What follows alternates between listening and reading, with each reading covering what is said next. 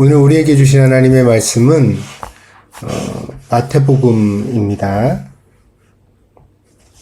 마태복음 27장 45절에서 66절입니다. 같이 봉독합니다. 오늘 우리에게 주신 하나님의 말씀입니다. 제6시로부터 온 땅에 어둠이 임하여 제9시까지 계속되더니 제9시쯤에 예수께서 크게 소리질러 이르시되 엘리 엘리 라마 사박다니 하시니 이는 곧 나의 하나님 어찌하여 나를 버리셨나이까 하는 뜻이라. 거기 섰던 자 중 어떤 이들이 듣고 이르되 이 사람이 엘리야를 부른다 하고 그 중에 한 사람이 곧 달려가서 해면을 가져다가 신포도주에 적시어 갈대에 꿰어 마시게 하거늘 그 남은 사람들이 이르되 가만두라 엘리야가 와서 그를 구원하나 보자 하더라. 예수께서 다시 크게 소리 지르시고 영원히 떠나시니라. 이에 성소 휘장이 위로부터 아래까지 찢어져 둘이 되고 땅이 진동하며 바위가 터지고 무덤들이 열리며 자던 성도의 몸이 많이 일어나되 예수의 부활 후에 그들이 무덤에서 나와서 거룩한 성에 들어가 많은 사람에게 보이니라. 백부장과 및 함께 예수를 지키던 자들이 지진과 그 일어난 일들을 보고 심히 두려워하여 이르되 이는 진실로 하나님의 아들이었도다 하더라. 예수를 섬기며 갈릴리에서부터 따라온 많은 여자가 거기 있어 멀리서 바라보고 있으니 그 중에는 막달라 마리아와 또 야고보와 요셉의 어머니 마리아와 또 세베대의 아들들의 어머니도 있더라. 저물었을 때 아리마대의 부자 요셉이라 하는 사람이 왔으니 그도 예수의 제자라. 빌라도에게 가서 예수의 시체를 달라 하니 이에 빌라도가 내주라 명령하거늘 요셉이 시체를 가져다가 깨끗한 세마포로 싸서 바위 속에 판 자기 새 무덤에 넣어두고 큰 돌을 굴려 무덤 문에 놓고 가니 거기 막달라 마리아와 다른 마리아가 무덤을 향하여 앉았더라. 그 이튿날은 준비일 다음 날이라.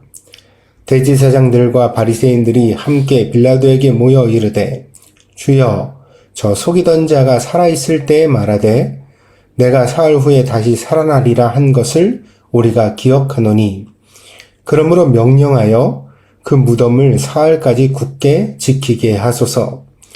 그의 제자들이 와서 시체를 도둑질하여 가고 백성에게 말하되 그가 죽은 자 가운데서 살아났다 하면 후의 속임이 전보다 더 클까 하나이다 하니 빌라도가 이르되 너희에게 경비병이 있으니 가서 힘대로 굳게 지키라 하거늘 그들이 경비병과 함께 가서 돌을 임봉하고 무덤을 굳게 지키니라. 아멘. 우리는 야고보서를 통해 부자에 대한 경고를 보았습니다. 그러나 성경이 부자에 대한 적대감을 가지고 있는 것은 아닙니다. 다만 황금, 돈, 재물이라는 것을 매우 위험한 대상으로 인식하고 거듭 조심할 것을 신자들에게 강조하고 있습니다. 디모데에게 보낸 바울의 편지에서 바울은 이렇게 충고합니다. 디모데전서 6장 7절입니다. 우리가 세상에 아무것도 가지고 온 것이 없음에 또한 아무것도 가지고 가지 못하리니 우리가 먹을 것과 입을 것이 있은즉 족한 줄로 알 것이니라. 부하려 하는 자들은 시험과 올무와 여러 가지 어리석고 해로운 욕심에 떨어지나니 곧 사람으로 파멸과 멸망에 빠지게 하는 것이라. 돈을 사랑함이 일만하게 뿌리가 되나니 이것을 탐내는 자들은 미혹을 받아 믿음에서 떠나 많은 근심으로서 자기를 찔렀도다. 이 말씀의 경고를 오늘 우리도 가볍게 여기지 말기를 바랍니다. 돈을 사랑하면 1만 가지 악이 우리 마음에 뿌리를 내리기 시작합니다. 그리고 그 욕심에 이끌리면 결과적으로 믿음에서는 떠납니다. 이런 사람들의 저주는 평생 평강을 모른다는 것입니다. 이미 많이 가졌지만 계속해서 모자라고 더 가지고 싶은 욕망에 휘둘려 늘 근심하며 살게 됩니다. 건강한 부자도 있습니까? 고난주간에 우리가 함께 묵상하기에 딱 좋은 인물이 있습니다. 그는 아리마대 출신의 요셉입니다. 오늘 본문 57절은 그를 부자라고 우리에게 소개하고 있습니다. 이 인물에 대한 성경의 묘사는 아주 간략하지만 그러나 그가 초대교회에서 차지하는 비중은 결코 작지 않은 인물입니다. 더구나 이 아리마대 요셉에 대한 초대교회 전승은 아주 풍부합니다. 아리마대는 예루살렘에서 북서쪽으로 35km 정도 떨어진 도시라고 합니다. 이 아리마대 요셉은 산헤드린 회의의 회원이었습니다. 그러니까 오늘날로 말하면 국회의원 정도의 신분을 가진 사람이었습니다. 당시에는 정치적 입지와 경제적 능력이 비례하는 경우가 많았습니다. 높은 사람이 결국 부자였습니다. 그가 부자라는 점에서 힘을 가진 사람이었고, 그래서 오늘 본문에도 보면 이 아리마대 요셉은 총독 빌라도를 찾아가 말할 수 있었습니다. 아리마대 요셉에 대한 초대교회의 전승에서 주목할 만한 것은 성배의 전설입니다. 아리마대 요셉은 예수님의 마지막 성만찬 자리에도 함께 있었다고 합니다. 우리가 최후의 만찬이라고 부르는 성경의 장면이죠. 거기에 성경에는 언급되지 않지만 이 아리마대 요셉이 함께 있었다고 합니다.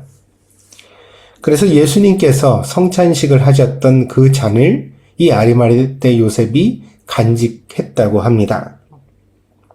그러다가 예수님 십자가에 달리실 때 아리마대 요셉은 그 십자가를 찾아갔습니다. 그래서 로마의 군병이 예수님의 옆구리를 창으로 찔러 그 보혈이 흐를 때 가지고 갔던 성배로 예수님의 피를 그 잔에 받았다고 합니다. 이후에 그는 부활하신 예수님으로 인하여 특별한 사명을 가지게 됩니다. 그래서 그는 교회에 일어난 박해를 피하여 서쪽으로 피신하여 갔는데 유럽을 다 지나 유럽의 맨 마지막 끝자리에 있는 잉글랜드까지 갔다고 합니다. 여러분은 모두 아서왕과 원탁의 기사라는 유명한 이야기를 기억하실 것입니다.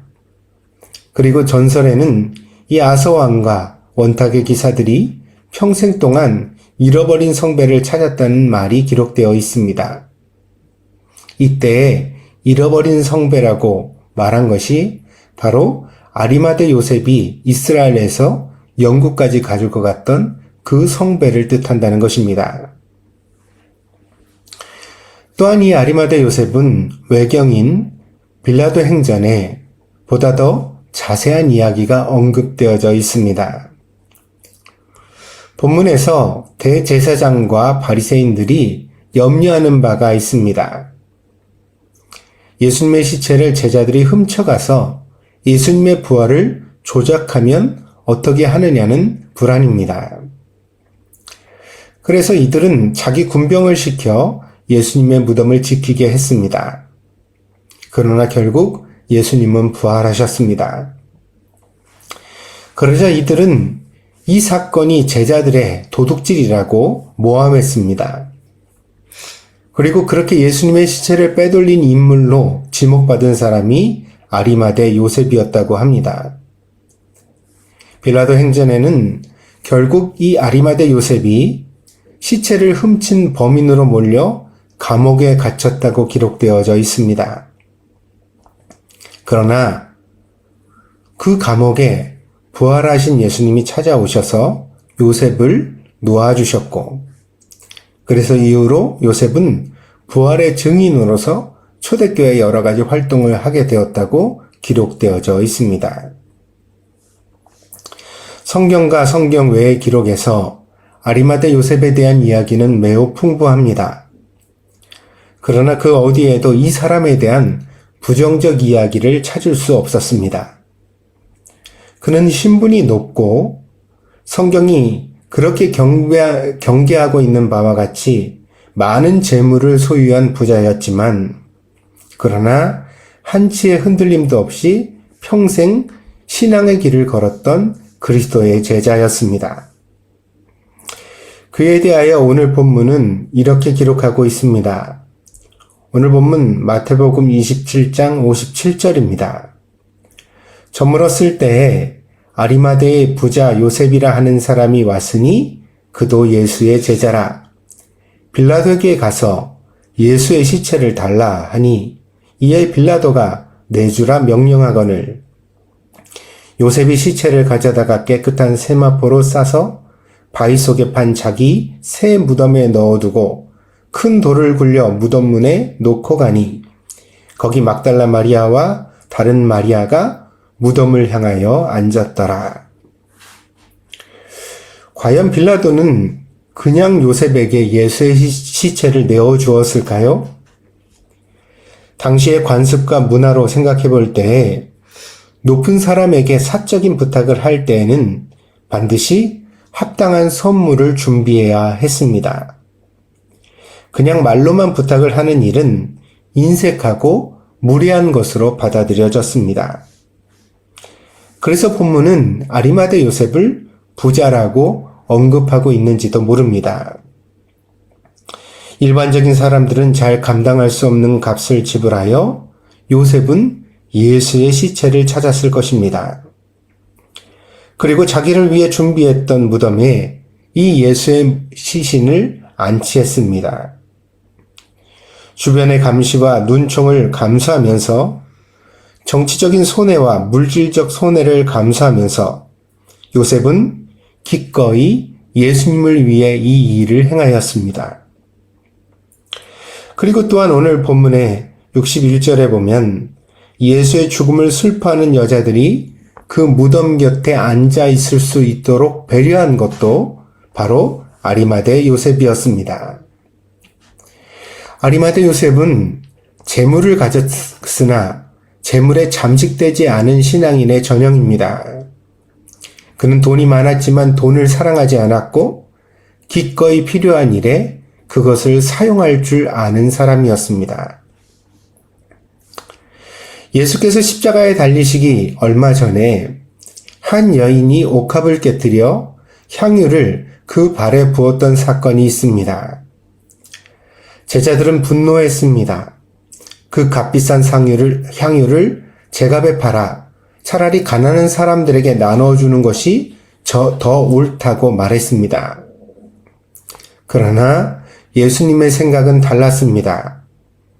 그녀의 봉헌은 예수님의 장례를 준비한 일이었습니다. 가난한 자들을 돕는 것도 중요하지만 예수님을 섬기는 일도 못지않게 중요합니다. 아니, 그때가 아니면 다시는 할 수 없다는 점에서 이 여인의 섬김은 가장 적절하고 필요한 일이었습니다.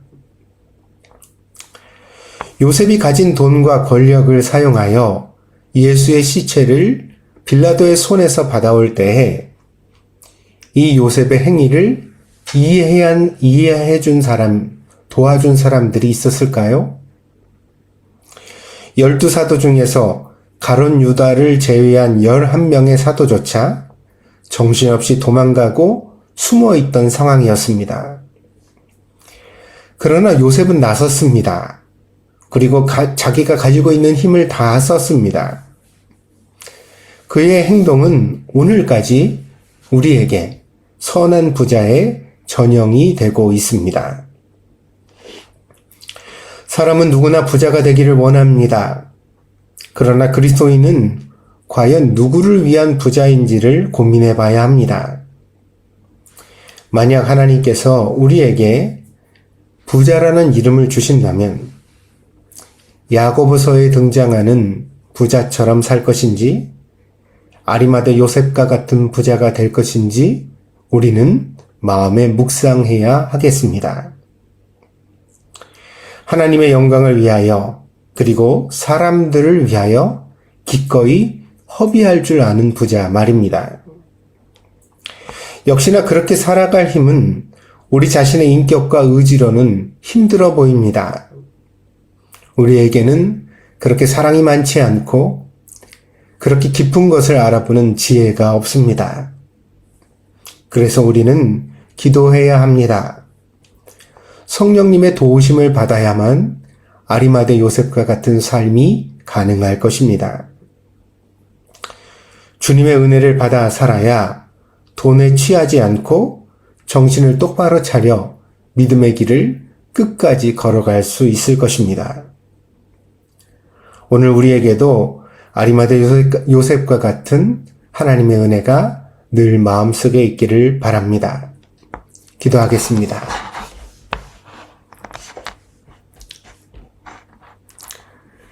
부자가 천국에 들어가는 것은 약대가 바늘기로 들어가는 것처럼 어렵다고 말씀하셨습니다.